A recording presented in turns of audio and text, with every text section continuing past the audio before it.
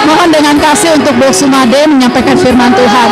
Berdaya lagi hidup ini Sudah jadi berkat.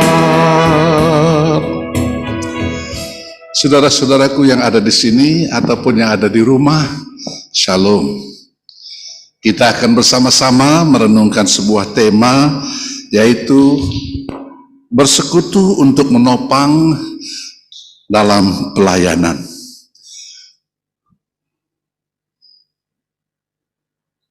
Bersekutu untuk menopang dalam pelayanan. Kita sudah membaca ayat fokus tadi, ayat nas renungan dalam Galatia pasal 2 ayat 9, dan saya tidak akan ulang lagi membacanya sekarang.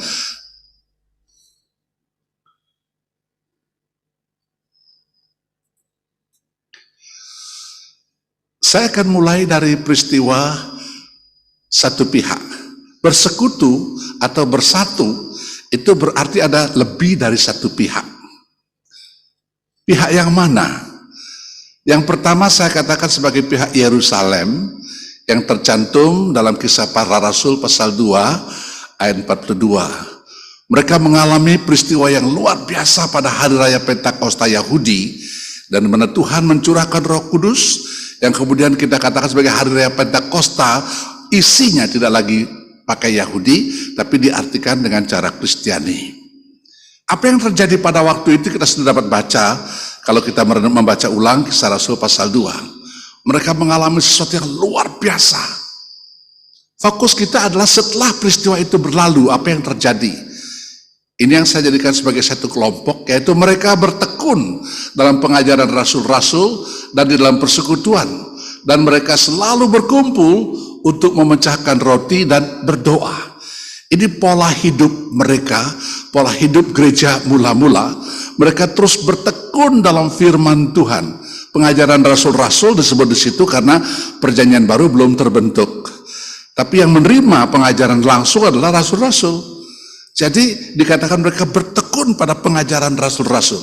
Zaman sekarang kita bisa artikan mereka bertekun pada belajar Alkitab, firman Tuhan. Tetapi kemudian apa yang kemudian dampak daripada hidup menekuni firman Tuhan? Mereka disukai semua orang. Sambil memuji Allah, mereka disukai semua orang. Tiap-tiap hari Tuhan menambah jumlah mereka dengan orang yang diselamatkan. Nah, ini model kehidupan mereka yang dipenuhi oleh Roh Kudus. Mereka bukan menjadi orang yang spiritist, tetapi mereka menjadi orang yang spiritual.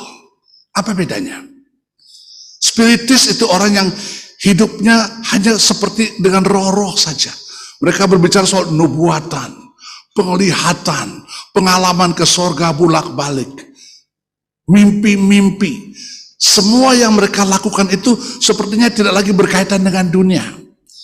Hanya dengan roh-roh, dengan malaikat-malaikat, dengan sorga, tidak ada kaitan dengan bumi lagi. Itu orang yang spiritist. Pernah sudah mendengar cerita orang yang diundang makan? Mari kita makan. Kita pergi makan. Pertanyaannya apa? Tunggu dulu, saya berdoa dulu minta pimpinan Roh Kudus. Apa Tuhan mau saya pergi apa tidak? Oh, lainnya mereka pergi. Sudah pergi, mereka sudah hidangan ada semua. Lalu mari kita berdoa sebelum makan. Amin. Monggo, silakan. Dia bilang apa? Saya tunggu dulu. Roh Kudus mau yang saya ambil pertama yang mana? Itu orang yang spiritus sekali. Semua bayangannya ada di seberang sana. Bicara soal malaikat-malaikat. Zaman sekarang kan, bukankah tidak sedikit orang seperti itu? Jangan lupa, mereka baru saja mengalami pengalaman yang luar biasa. Kepenuhan Roh Kudus dengan cara yang spektakuler seperti itu. Angin ribut, kemudian ada nyala-nyala api hinggap di atas kepala mereka. Itu pengalaman yang luar biasa. Dan setelah itu, mereka tidak menjadi spiritist. Zaman sekarang masih ada orang berani mengatakan bahwa Tuhan bicara kepada saya, harus begini.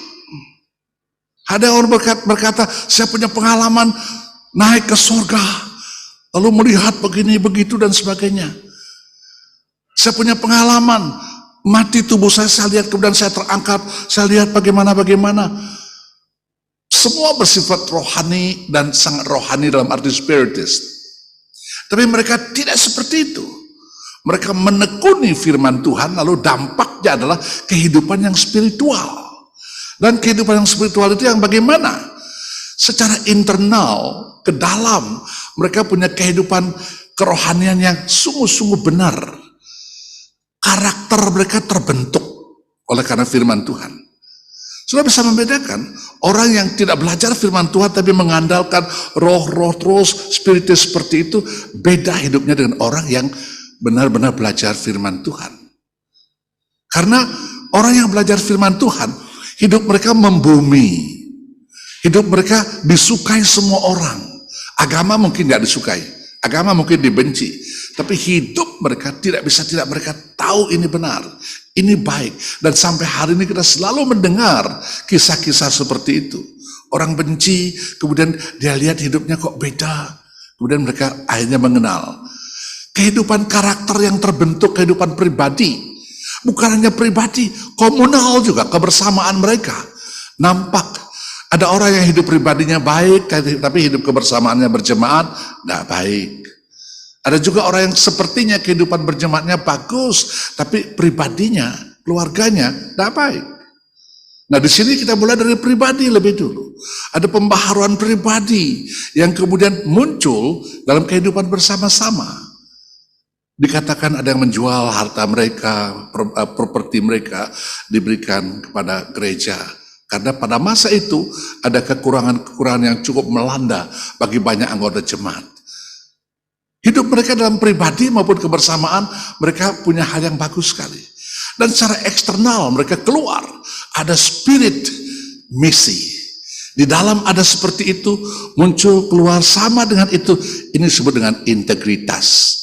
Integritas itu dalam dan luarnya sama. Kalau di dalamnya dia sungguh suka memberi umpamanya, dia akan lakukan seperti itu.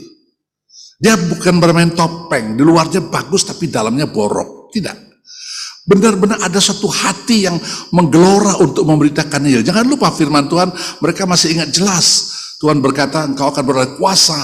Dan kalau Roh Kudus turun atas kamu, kamu akan menjadi saksiku di Yerusalem, Yudea, Samaria, sampai ke ujung bumi. Itu ada, mereka ingat. Belajar itu mereka terus mengeluarkan dalam integritas yang murni. Mereka lakukan itu seperti yang kita lihat umpamanya dalam kehidupan Filipus. Filipus pergi ke Samaria, kebangunan rohani di situ terjadi. Roh Kudus bilang, sekarang Filipus pergi ke selatan. Di tengah begitu disukai orang banyak. Kalau gereja barangkali begitu cinta kepada hamba Tuhan nih. Tapi Tuhan berkata, pergi. Filipus gak mendengar yang lain. Dia bukan mendengar yang lain, tapi dia mendengar suara Tuhan. Dia mendengar gerakan Roh Kudus. Ini kehidupan yang intim dengan Tuhan ya. Jadi dia dapat mengerti maksud Tuhan dengan jelas. Beda dengan orang yang jauh dari firman Tuhan dengan Alkitab. Kadang-kadang dia bingung ini benar apa tidak. Filipus langsung berangkat. Dan kita tahu apa akhirnya kemudian. Dan sampai hari ini kita tahu Ethiopia menjadi suatu negara yang banyak sekali orang Kristennya. Dari satu orang Ethiopia begitu meluas. Saya pernah mengutip ucapan orang berkata begini, kamu bisa menghitung buah dari satu pohon, tapi kamu tidak bisa menghitung pohon dari satu buah. Di depan rumah saya ada saya tanam satu pohon, apa namanya itu, serikaya. Dapat dihitung berapa buah di situ. Tapi coba ambil satu serikaya yang matang. Lalu berkata, berapa pohon akan muncul dari serikaya ini? Kita tidak tahu. Begitu bijinya dibuang, hanyut, tumbuh, berbuah lagi, tumbuh lagi, berbuah lagi. Hanya satu orang sida-sida Ethiopia. Tapi kemudian merembak begitu banyak. Mungkin apa yang kita bantu dalam pelayanan menghasilkan satu orang saja, tidak masalah. Hidup ini harus jadi berkat. Dan kalau sudah kita tidak mampu lagi, sudah jadi berkat. Itu lagu yang kita nyanyikan tadi. Bukan hanya demikian, kita mendengar juga mengenai Petrus. Kisah 10, ketika dia berada di rumah Simon, penyamak kulit di sebuah kota di Yope, Tuhan berkata kepada Cornelius di Kaisaria, kemudian dia kirim utusan Ketemu di situ. Petrus mengatakan apa? Betapa beratnya hukuman orang Yahudi kalau masuk ke rumah orang yang non-Yahudi. Ini membelah tembok, ini membongkar batas. Tapi karena taatnya kepada pimpinan Roh Kudus, dia kerjakan. Menanggung segala risiko, oke. Itu spirit misi yang luar biasa. Kita sering terkotak-kotak oleh hal-hal tertentu. Dan kita tidak berani mengambil risiko. Di sini kita melihat bahwa hidup di dalam, hidup keluar, dan hati misi muncul di situ. Yang kemudian kita tahu, setelah gereja mulai berkembang, orang Kristen bertumbuh banyak, ada seorang bernama Paulus. Dalam Kisah Rasul pasal 8 dikatakan, di situ dia begitu benci kepada ini. Ini penyesatan. Lalu dia bergerak, dan kita tahu kisah itu, bagaimana dia menganiaya orang Kristen, tapi Tuhan punya rencana. Tuhan tangkap dia. Tuhan tangkap dia. Dan kemudian kita tahu bagaimana dia bertobat bagi Tuhan, bekerja bagi Tuhan. Dia sendiri mengatakan setelah dia perjalanan ke Damaskus itu, kemudian berjumpa dengan Tuhan Yesus di dalam satu encounter yang luar biasa itu. Dan kemudian dia bangkit, dia didoakan, matanya bisa melihat kembali. Dia sebutkan dia pergi ke Padang Arabia. Di situ dia belajar kepada Tuhan Yesus. Nah, kita sadar di sini bahwa ketika satu perkembangan, pertumbuhan pekerjaan Tuhan mulai terjadi, maka setan tidak berhenti. Tidak berhenti. Saya kembali sedikit. Ketika dia sudah mulai melayani, dia 2 tahunan, 3 tahunan di Padang Arabia itu, kemudian dia mulai pekerjaan pelayanan. Nah, di sini kita melihat kubu yang baru, Paulus. Tadi kubu Yerusalem. Tapi saya katakan tadi, ketika Tuhan mulai membangun pekerjaannya dengan sungguh-sungguh, setan juga sungguh-sungguh menentang. Saya selalu katakan cerita ini, kalau kita main-main pekerjaan Tuhan, setan nggak ganggu, tidak ganggu. Dia akan biarkan karena kita main-main. Waktu kecil kita misalnya main dokter-dokteran gitu ya, pakai apa, atau dagang-dagangan, daun uang apa, atau guru-guru sekolah, anak-anak TK begitu pulang dari sekolah dia seperti suka melihat gurunya sebagai guru, lalu dia pulang dia kumpulkan, ayo anak-anak bagaimana, main guru sekolah-sekolahan ya. Kita enggak boleh, enggak mungkin. Kita tahu mereka main-main. Kalau main-main biarkan saja, sebentar juga bubar. Tapi kalau dia sungguh-sungguh, nah ini jangan. Kalau dia sungguh-sungguh, setan juga begitu. Kalau kita sungguh-sungguh, setan juga sungguh-sungguh menentang. Saudara mau sungguh-sungguh kerjakan misi, setan akan berusaha dengan luar biasa, dengan segala aneka tantangan dia pakai. Saudara sungguh-sungguh membaca Alkitab, setan juga tantang.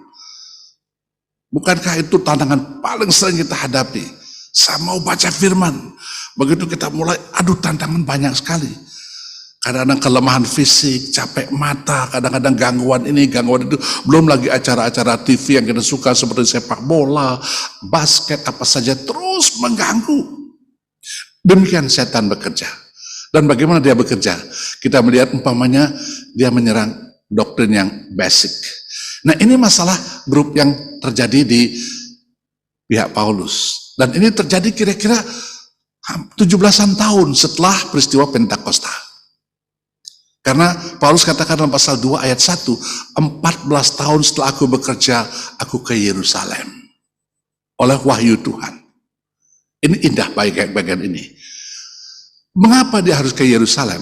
Karena ke Galatia ada guru-guru sesat, guru-guru yang menyesatkan, mengajarkan banyak hal dengan mengatakan, itu Paulus itu bukan orisinil, dia orang second hander. Orang yang second hand, dia bukan mendapatkan wahyu dari Yesus, dia gak pernah belajar dari Yesus, dia paling belajar dari rasul-rasul, dan apa yang dia katakan itu gak benar. Jadi kredibilitasnya Paulus dihancurkan, dan ini cara setan luar biasa. Kalau kredibilitasnya Paulus, statusnya Paulus, kerasulan Paulus hancur, semua pengajarannya hancur. Itu masalah doktrin, masalah doktrin. Lalu oleh wahyu Tuhan, Paulus katakan, aku ke Yerusalem dengan wahyu Tuhan. Tuhan menunjukkan dia jalan. Lagi sekali kita melihat kepekaan di sini. Lagi sekali kita melihat bahwa arsitek dari pekerjaan Tuhan ini beda, sama, walaupun pekerjaannya beda. Satu di Yerusalem, satu di tempat lain. Satu orang-orang yang bersunat, orang Yahudi, satu di luar Yahudi. Nah sekarang apakah beda? Guru-guru palsu mengatakan, beda. Ini nggak benar, ini benar. Mereka mau kembalikan ke cara Yerusalem itu. Yang ketat Yahudi itu. Tapi apa yang kita lihat? Tuhan memimpin Paulus pergi ke Yerusalem. Dan kemudian apa yang kita lihat di situ? Dan kita melihat di situ, dari situ kita lihat bahwa pertemuan dengan rasul-rasul di Yerusalem menghasilkan satu hal yang luar biasa. Dikatakan dengan jelas, dikatakan mereka tidak menambahkan sedikit pun padaku. Artinya, Injil yang Paulus beritakan itu sama dengan Injil yang rasul-rasul beritakan. Nah, di sini kita melihat ada persekutuan sekarang, ada pertemuan, ada kesamaan, pengajaran doktrin sama. Praktis-praktis lain boleh beda, tapi tidak mengandung prinsip keselamatan dan sebagainya. Ini yang seringkali di antara gereja-gereja terjadi hal yang tidak wajar. Oh, di situ cara baptisnya selam. Oh, di sini percik. Akhirnya bentur. Oh, di situ berbuat begitu, nyanyinya tepuk tangan. Di sini kita nggak boleh tepuk tangan. Bentur. Mana bisa pekerjaan Tuhan dikembangkan dengan cara seperti ini? Maka di sini basic doctrines antara kubu Paulus dengan Yerusalem ternyata sama karena arsiteknya sama. Tuhan yang membuat ini sama. Perhatikan perkataan wahyu atau penyataan dalam Alkitab Indonesia mengatakan perkataan penyataan. Ini kalau dengan penyataan roh. Roh Kudus yang sama, Allah yang sama mengerjakan pekerjaan, merancang. Kalau sudah pergi di sini melihat bangunan seperti begini, lalu ke tempat lain di Semarang melihat sama betul ya, apa-apanya persis sama. Itu pasti arsiteknya sama. Nah di sini walaupun dikatakan ini itu berbeda sedikit, tapi prinsip utamanya sama betul.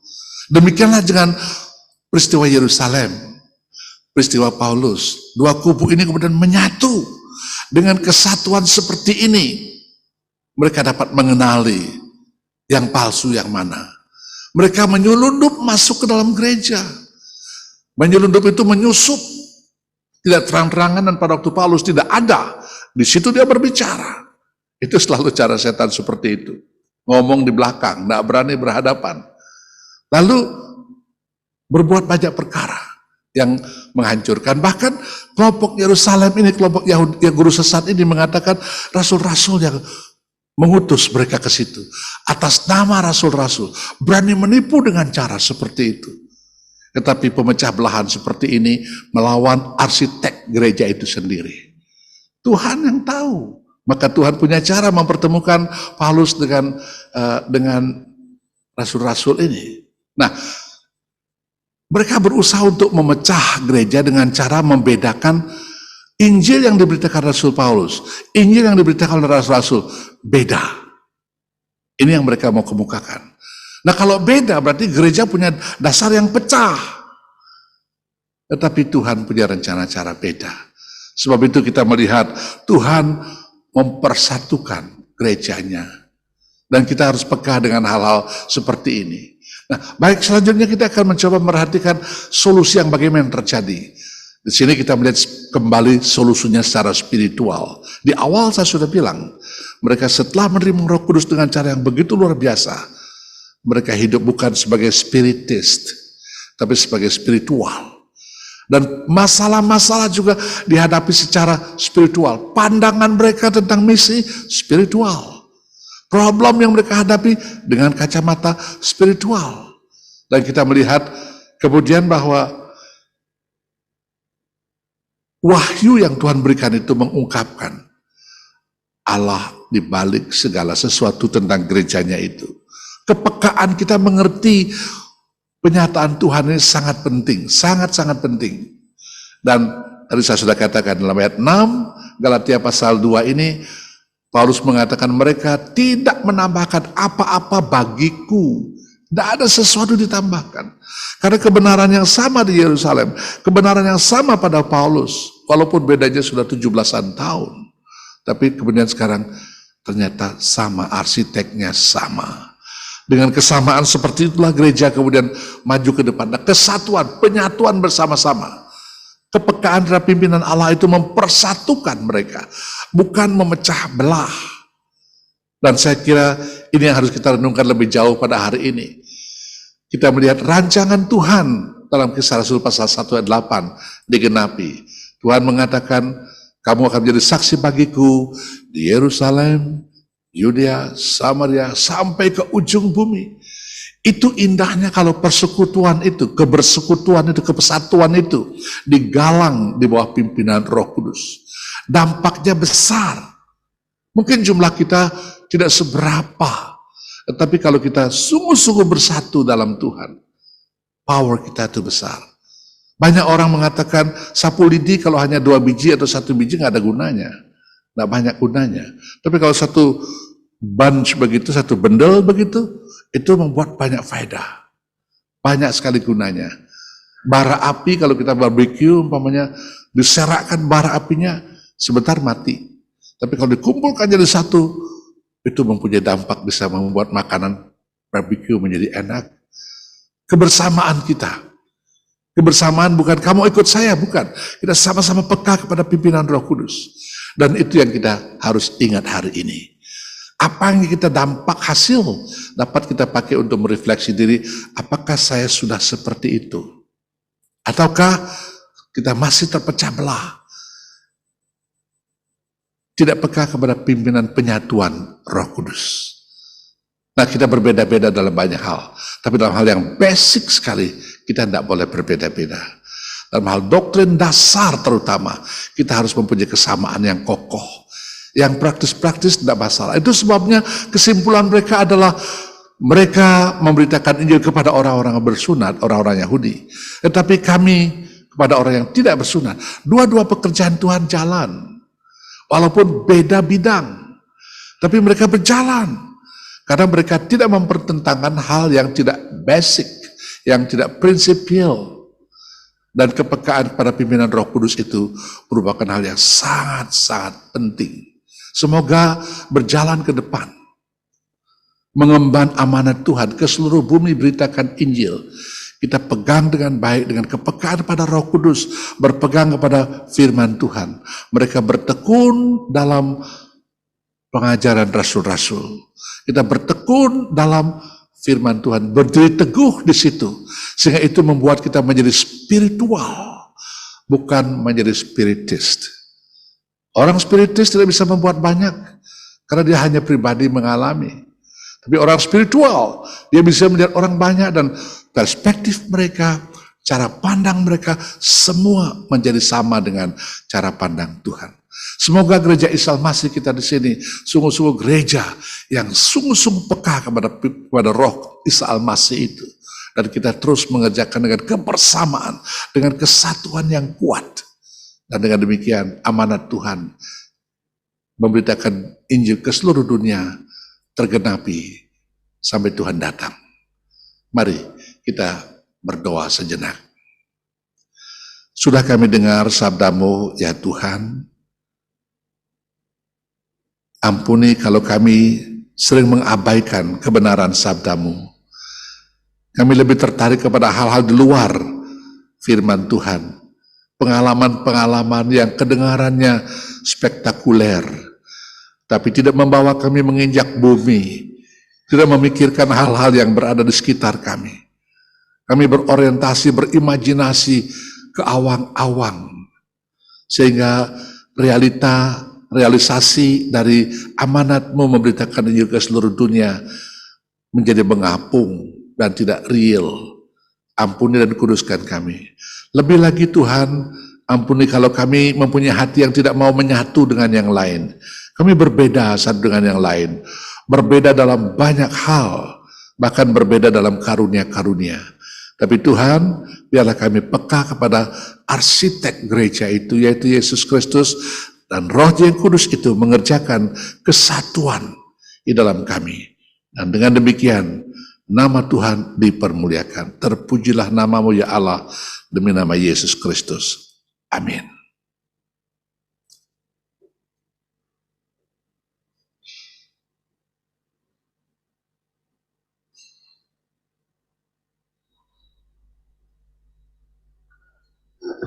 Puji nama Tuhan, firman Tuhan yang indah dan yang menguatkan kita semuanya. Saya akan membacakan warta pada minggu ini.